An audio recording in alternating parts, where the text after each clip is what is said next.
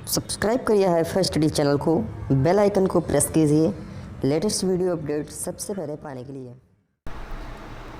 नमस्कार दोस्तों, एक बार फिर से आप सभी का बहुत बहुत स्वागत करता हूं आपके अपने चैनल हाईफाई स्टडी पे। दोस्तों आज की जो वीडियो है वो आप सभी के लिए शैक्षिक प्रबंधन एवं प्रशासन से रिलेटेड है। दोस्तों इस वीडियो में दोस्तों हम लोग आप सभी के लिए लेकर के आए हैं चैप्टर 3 के जितने भी आपके बहुविकल्पी प्रश्न बनेंगे वो सारे इस वीडियो में हैं। दोस्तों नए भी कुछ क्वेश्चन हैं और यहाँ पर हम आपको चेक करने वाले हैं आप कितनी तैयारी बेहतरीन है या नहीं है।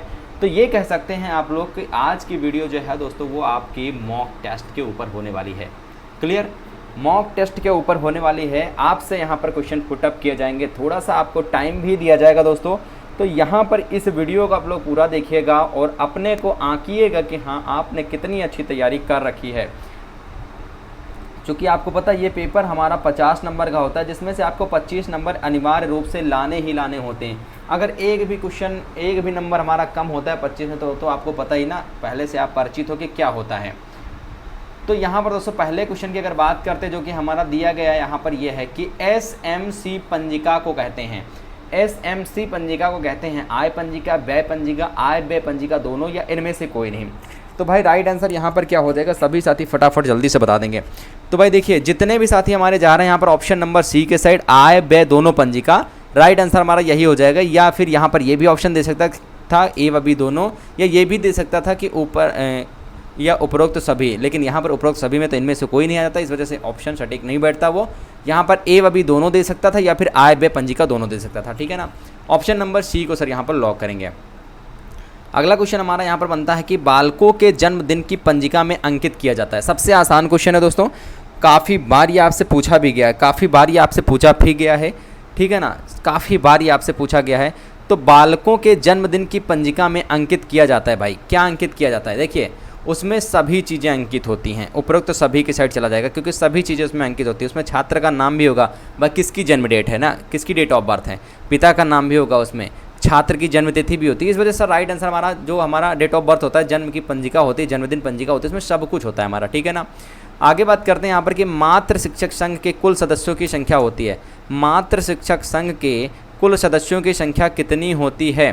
तो भाई यहाँ पर राइट आंसर हमारा कितने, जितने भी साथी हमारे 15 से 20 के साइड जा रहे हैं, राइट आंसर उन सभी का 15 से 20 हमारा करेक्ट आंसर हो जाएगा।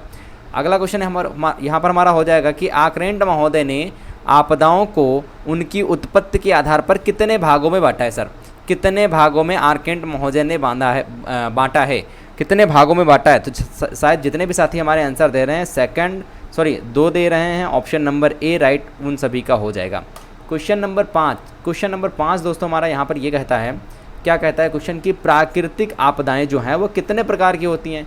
अभी ऊपर आपको बताया गया है कि जो महोदय ने आपदाओं को उनकी उत्पत्ति के आधार पर कितने भागों में बांटा है, तो वही सेम क्वेश्चन है, बस क्वेश्चन की लैंग्वेज चेंज कर दी गई है। ठीक ना, क्या हो जाएगा यहाँ पर भी हमारा ऑप्शन नंबर बी, यानी 2 प्रकार की होती हैं प्राकृतिक आपदाएँ।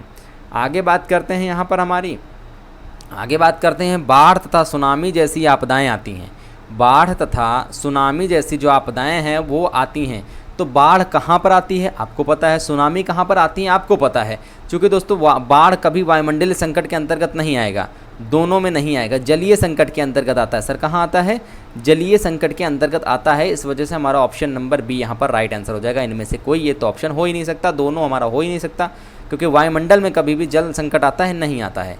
अगला हो जाएगा मीना मंच का प्रमुख। मीना मंच के बारे में आपको पहले काफ़ी बार बताया जा चुका दोस्तों, है ना। मीना मंच का प्रमुख उद्देश्य है, मीना मंच का प्रमुख उद्देश्य इसमें से क्या है? बालिकाओं की शिक्षा का विकास, बालिकाओं की शिक्षा का बालकों की शिक्षा का विकास, महिलाओं की शिक्षा का विकास, या इनमें से सभी। तो भाई देखिए मीना मंच का एक सबसे प्रमुख उद्देश्य यही है कि बालिकाओं की शिक्षा को बढ़ावा देना, बालिकाओं की शिक्षा को यहाँ पर बढ़ावा देना। सर ऑप्शन नंबर ए हो जाएगा, जितने भी साथी हमारे दे रहे राइट है। मीना मंच की कार्यकारिणी समिति में सदस्य होते हैं। मीना मंच की कार्यकारिणी में सदस्य कितने होते हैं पता है? तो कमेंट बॉक्स में, ऑफलाइन में आप लोग कमेंट बॉक्स में बताइए। यहाँ पर 5 लिखा, ठीक है, 5 लिख गया, 5 लिखा हुआ यहाँ पर। तो आप लोग यहाँ पर कमेंट बॉक्स में इसका जवाब जरूर से ज़रूर दीजिएगा। नेक्स्ट प्रश्न की बात करते जो कि कहता है कि बाल गणना पंजिका है, विद्यालय अभिलेख है, शैक्षिक अभिलेख है, आर्थिक अभिलेख है या सामाजिक अभिलेख है? तो भाई बाल गणना पंजिका की यहाँ पर बात हो रही है। ओके, जल्दी से बताइए सभी साथी, बाल गणना पंजिका है, विद्यालय अभिलेख है, शैक्षिक अभिलेख है, आर्थिक अभिलेख है या सामाजिक अभिलेख है? तो भाई 9 नंबर का राइट आंसर बाल गणना आपकी विद्यालय अभिलेख के अंतर्गत आ जाता है, ठीक है ना, विद्यालय अभिलेख के अंतर्गत आ जाता है। 10 नंबर क्वेश्चन कहता है कि अध्यापक शिक्षक डायरी में विवरण रखता है वर्ष भर का लेखा जोखा, दैनिक आधार पर, मासिक आधार पर, वार्षिक आधार पर या उपरोक्त में से कोई नहीं। तो भाई आपको पता है ना कि जो अध्यापक होता है अपनी डायरी, जो शिक्षक डायरी होती है उसमें आपको पता है कि उसमें 12 पेज लगभग होते हैं, 12 पेज होते हैं, 12 से ज़्यादा भी होते हैं, और हर एक मंथ का एक पेज होता है। तो मतलब क्या रखता है वो, वार्षिक आधार पर रखता है, ठीक है ना। पूरा रजिस्टर एक साल में एक ही रजिस्टर का यूज करता है, ये आप लोगों ने देखा होगा, ठीक है ना। तो वार्षिक आधार पर होता है, ठीक है सर, वार्षिक आधार पर होता है। अगला क्वेश्चन हमारा हो जाएगा कि आवधिक निरीक्षण के निम्न सिद्धांत हैं। आवधिक निरीक्षण के निम्न सिद्धांत हैं जवाबदेही, उपलब्धता, निदान का सिद्धांत या ये सभी। तो आवधिक जो है निरीक्षण है, अवधि के हिसाब से निरीक्षण, उनके सिद्धांत कौन कौन से हो जाएंगे, उसमें आपको जवाबदेही, उपलब्धता और निदान सिद्धांत तीनों आ जाएंगे। इस वजह से सर ये सभी राइट आंसर हमारा हो जाएगा, है ना, इस वजह से हमारा ये सभी हो जाएगा। अगला प्रश्न हो जाएगा यहाँ पर हमारा कि बेसिक शिक्षा में गुणवत्ता प्रबंधन, शिक्षक प्रशिक्षण प्रबंधन, नवाचारों का प्रबंधन कौन करता है? प्रचार डायट करता है, जिलाधिकारी करता है, परियोजना निदेशक करता है या जिला विकास अधिकारी करता है? तो भाई राइट आंसर यहाँ पर 12 नंबर के जितने भी हमारे साथी दे रहे हैं आंसर, जितने भी साथी हमारे 12 नंबर का दे रहे हैं, क्योंकि यहाँ पर शिक्षण प्रशिक्षण नवाचारों का प्रबंधन कौन करता है? तो प्रचार डायट करता है, प्रचार डायट करता है, ठीक है ना sir. Option number A right answer हमारा हो जाएगा। क्वेश्चन नंबर 13, क्वेश्चन नंबर 13 कहता है हमारा दोस्तों, क्या कहता है कि विद्यालय के संचालन में जिन उपकरणों तथा वस्तुओं की आवश्यकता होती है उनको किस पंजिका में रखा जाता है? निःशुल्क पुस्तक पंजिका में या विवरण पंजिका में, स्वास्थ्य पंजिका या स्वास्थ्य परीक्षण पंजिका या स्टॉक पंजिका या शिक्षक डायरी? तो भाई विद्यालय के संचालन में जिन उपकरणों तथा वस्तुओं की आवश्यकता होती है उनको किस पंजिका में रखा जाता है? तो सर उनको पंजिका में रखा जाता है स्टॉक पंजिका में। आवश्यकता होती है उनको स्टॉक पंजिका में, यानी जिन उपकरणों को या जिन वस्तुओं की आवश्यकता होती है संचालन में तो उनको स्टॉक में रखा जाएगा कि आगे, हाँ स्टॉक में है भाई, स्टॉक में हमारे पास है, आगे ज़रूरत पड़ेगी इसकी, ठीक है। अगला हमारा हो जाएगा कि मीना मंच, भीना लिख गया है, मीना मंच द्वारा संपन्न किए जाने वाली गतिविधियाँ हैं। मीना मंच द्वारा संपन्न किए जाने वाली गतिविधियाँ हैं बाल विवाह, दहेज, स्वास्थ्य एवं सफाई या ये सभी? तो ये तो सभी को पता है sir, option number D lock करेंगे। बाल विवाह, दहेज और स्वास्थ्य एवं साफ सफाई सभी आ जाता है मीना मंच द्वारा संपन्न किए जाने वाली गतिविधियों के अंतर्गत दोस्तों। क्वेश्चन नंबर 15,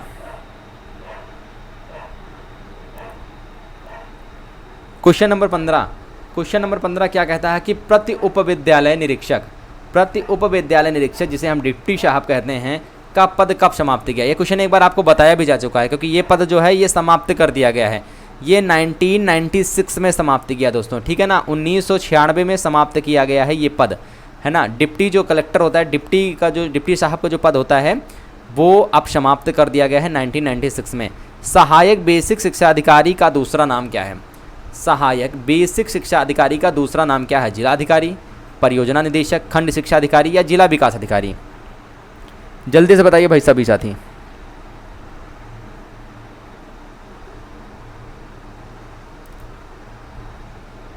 बिल्कुल भाई, जितने भी हमारे साथी 16 नंबर का राइट आंसर दे रहे हैं, जितने भी हमारे साथी हैं 16 नंबर का राइट दे रहे हैं, खंड शिक्षा अधिकारी उन सभी का राइट आंसर हो जाएगा। खंड शिक्षा अधिकारी उन सभी का राइट आंसर हो जाएगा। अगला क्वेश्चन 17 नंबर की, विद्यालय में शिक्षक की भूमिका होती है, एक मित्र के रूप में होती है, एक निदेशक के रूप में होती है, एक दार्शनिक के रूप में होती है या उपरोक्त सभी के रूप में होती है? तो भाई विद्यालय में जो निरीक्षक होता है, विद्यालय शिक्षा में जो भूमिका होती है, शिक्षक की जो भूमिका होती है वो देखिए, वो एक मित्र के रूप में रहेगा। तो जो विद्यार्थी है वो हर एक बातों को अपने टीचर के साथ शेयर करता है। दूसरी बात, वह एक निदेशक के रूप में भी रहता है, उसका देखभाल भी देखने वाला भी होता है, और एक दार्शनिक के रूप में भी होता है, ठीक है ना, एक दार्शनिक के रूप में भी होता है। या फिर तो यहाँ पर हमारा राइट आंसर दोस्तों क्या हो जाएगा? उपरोक्त सभी हो जाएगा। सर क्या हो जाएगा यहाँ पर हमारा राइट आंसर? उपरोक्त सभी के साइड चला जाएगा। इस वजह से सर ऑप्शन नंबर डी को यहाँ पर हम लोग लॉक करेंगे, ठीक है ना सर, ऑप्शन नंबर डी को यहाँ पर हम लोग लॉक करेंगे। अगले प्रश्न के यहाँ पर बात करते हैं दोस्तों, जो कि हमारा यहाँ पर प्रश्न कहता है कि विद्यालय में छात्रों की अनुशासनहीनता बढ़ना किसकी भूमिका होती है। प्रधानाचार्य की भूमिका, प्रधानाचार्य का उत्तरदायित्व होता है, या प्रधानाचार्य का कार्य होता है, या प्रधानाचार्य की जवाबदेही होती है। तो भाई राइट आंसर हमारा प्रधानाचार्य की जवाबदेही हो जाएगा। जितने भी साथी हमारे सर ऑप्शन नंबर डी के साइड जा रहे हैं उन सभी का राइट आंसर हमारा यहाँ पर हो जाएगा। अगला प्रश्न हमारा हो जाएगा यहाँ पर दोस्तों कि मीना मंच। मीना मंच का नाम आप लोगों ने सुना होगा। मीना मंच के स्थापना का उद्देश्य क्या था? तो मीना मंच के स्थापना का उद्देश्य सभी था, यानी कि वे यह सुनिश्चित करना कि लड़कियों की सही आयु में प्रवेश लें, ये भी उनका उद्देश्य था।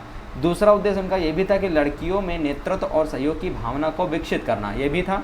तीसरा इनका ये भी था कि यह सुनिश्चित करने में सहायता प्रदान करना कि लड़कियां प्रतिदिन स्कूल आएँ। इस वजह से सर ऑप्शन नंबर डी को, जितने भी साथी हमारे ऑप्शन नंबर डी को सर लॉक कर रहे हैं उन सभी का भाई राइट आंसर हो जाएगा, ठीक है ना। अगले प्रश्न की यहाँ पर बात करते हैं, जो कि हमारा कहता है दोस्तों कि समस्या समाधान का प्रमुख अंग है। समस्या समाधान का प्रमुख अंग क्या हो जाएगा? ठीक है ना, समस्या समाधान का प्रमुख अंग क्या हो जाएगा? जल्दी से भाई सभी साथी राइट आंसर बताएंगे, ठीक है ना। जल्दी से सभी साथी भाई इसका राइट आंसर बताएंगे। बिल्कुल बिल्कुल, वेरी गुड भाई। जितने भी साथी हमारे दे रहे थे इसका आंसर निर्णयन प्रक्रिया, उन सभी का करेक्ट आंसर हो जाएगा। अगला हमारा क्वेश्चन यहाँ से हमारा बनता है दोस्तों क्वेश्चन नंबर 21 कि प्राथमिक विद्यालयों में अध्यापक नियुक्ति हेतु गठित चयन समिति का अध्यक्ष होता है। ये आपका क्वेश्चन दोस्तों 2017 में पूछा गया क्वेश्चन है ना सर। 2017 में पूछा गया क्वेश्चन है ये आपका। यहाँ पर क्या हो जाएगा, यहाँ पर क्या हो जाएगा कि समिति का अध्यक्ष कौन होता है? तो दोस्तों यहाँ पर जो समिति का अध्यक्ष होता है ना, यहाँ पर जो समिति का अध्यक्ष हो जाएगा वो आपका क्या हो जाएगा, यानी प्राथमिक विद्यालयों के अध्यापक नियुक्त हेतु गठित चयन समिति का अध्यक्ष जो होता है वो बीएससी होता है, बेसिक शिक्षा अधिकारी होता है। दोस्तों मैं आपको बता दूं, यहाँ पर जब भी आपके 25 से 27 क्वेश्चन आपके पूछे जाएंगे, 25 से 27 क्वेश्चन या 30 क्वेश्चन, जितने भी क्वेश्चन आपके पूछे, मान लीजिए 25 क्वेश्चन पूछे जाते हैं, तो 25 क्वेश्चन में अगर आपके जो सही आंसर हैं वो 20 प्लस क्वेश्चन अगर आप सही कर लेते हो, 20 प्रश्न क्वेश्चन अगर आप सही कर लेते हो, तो ये मान के चलिए आपके उस सब्जेक्ट में, जिस सब्जेक्ट में आप करते हो इससे ज़्यादा, उस सब्जेक्ट में आपके 90% जो है वो आप सब्जेक्ट कंप्लीट कर चुके हो। लेकिन अगर 19 हो जाता है तो वहीं पर आपका परसेंट घट के 50 चला जाता है, क्योंकि एक नंबर का बहुत बड़ा महत्व होता है दोस्तों। इस वजह से आप लोग के लिए तैयारी के लिए यहाँ पर ये सब कुछ आपको पढ़ाया जा चुका है, लेकिन आपके लिए तैयारी के लिए ये मॉक टेस्ट लेकर के आया जा रहा है कि हाँ, इसमें अगर किसी चैप्टर के अगर क्वेश्चन उठाए जाते हैं तो जितने भी क्वेश्चन उठाए जाएँ उसमें से देखते हैं कि कितने लोग अपने को आंकते हैं कि कितने सही हो जाएंगे, है ना, कितने क्वेश्चन वहाँ पर हम लोग सही करते हैं। ये चीज़ वहाँ पर देखने पे क्या होता है कि हमारा जो मनोबल होता है वो और बढ़ता है दोस्तों। अगर अभी यहाँ पर बाय द वे किसी के क्वेश्चन 25 क्वेश्चन मान लीजिए पूछे गए, 24 क्वेश्चन सही हो जाते हैं, तो उसका अगर मनोबल अभी तक मान लीजिए 70% था, तो उसका मनोबल दोस्तों 90% पहुँच जाएगा। गारंटी लेता हूँ मैं यहाँ पर 90% उसका मनोबल पहुँच जाएगा। यहाँ पर क्या होता है, मनोबल जितना ज़्यादा बढ़ेगा आपका मनोबल, उतना ही आप और अच्छा प्रयास करेंगे करने की, और अच्छा प्रयास करेंगे करने का, और अच्छा प्रयास करेंगे। तो इस वजह से हर एक सब्जेक्ट में आपके लिए स्पेशल अब 20 से 25-30 क्वेश्चन लगभग मैं आपके लिए कराता रहूँगा, जिससे क्या होगा कि आपकी जो प्रैक्टिस है वो आपकी बनी रहेगी।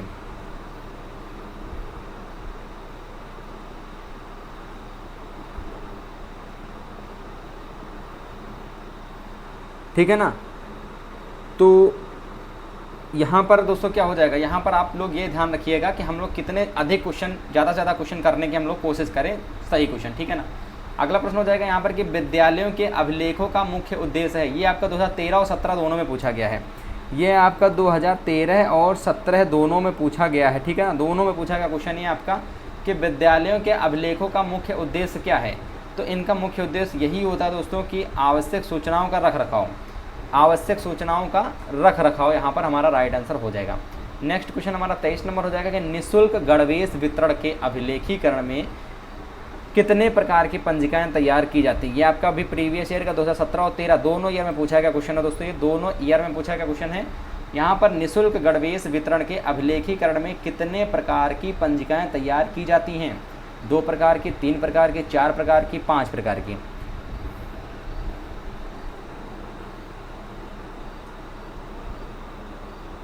ठीक है ना, जल्दी से बताएंगे सभी साथी कि राइट आंसर क्या हो जाएगा यहाँ पर। तो दोस्तों यहाँ पर 3 प्रकार की, कितनी प्रकार की पंजिकाएं तैयार की जाती हैं, तो 3 प्रकार की पंजिकाएं जो हैं वो तैयार की जाती हैं। अगला प्रश्न हमारा हो जाएगा कि ब्लॉक स्तर का शिक्षाधिकारी कौन होता है। ब्लॉक स्तर का शिक्षाधिकारी कौन होता है, तो आपको पता है ना, ब्लॉक स्तर का शिक्षाधिकारी जो होता है वो खंड शिक्षाधिकारी होता है दोस्तों। ऑप्शन नंबर सी यहाँ पर जितने भी साथी हमारे दे रहे हैं उन सभी का राइट आंसर हो जाएगा कि ब्लॉक स्तर का शिक्षाधिकारी कौन होता है। तो वो होता है एक खंड शिक्षा अधिकारी होता है। अगला क्वेश्चन यहाँ पर हो जाएगा यहाँ पर कि कौन राष्ट्रीय अध्यापक शिक्षा परिषद के पूर्णकालीन अधिकारी नहीं है। कौन राष्ट्रीय अध्यापक शिक्षा परिषद के पूर्णकालीन अधिकारी नहीं है। ये भी आपका 2013 और 17 में पूछा गया क्वेश्चन है। ये भी आपको 2013-17 में पूछा गया क्वेश्चन है दोस्तों। तो यहाँ पर दोस्तों राइट आंसर हमारा क्या हो जाएगा, वो हो जाएगा CBSE पदेन या CBSE पैटर्न, ठीक है ना। यानी कौन राष्ट्रीय अध्यापक शिक्षा परिषद के पूर्णकालीन अधिकारी नहीं है, तो CBSE पदेन जो होते हैं वो नहीं होते हैं।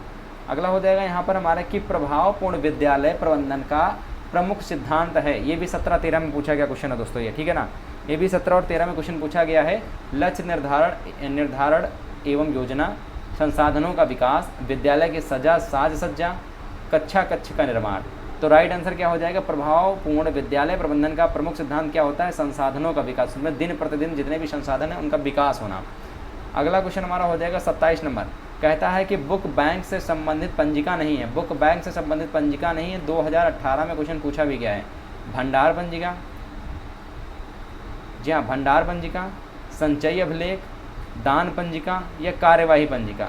तो भाई राइट आंसर यहाँ पर हमारा क्या हो जाएगा, तो भाई राइट आंसर हमारा जो हो जाएगा 27 नंबर का वो दान पंजिका के अंतर्गत आता है। यानी बुक बैंक से संबंधित पंजिका नहीं है, दान पंजिका, ठीक है ना। संचयी भी है, भंडार भी है, कार्यवाही भी है, लेकिन यहाँ पर दान पंजिका नहीं होगा।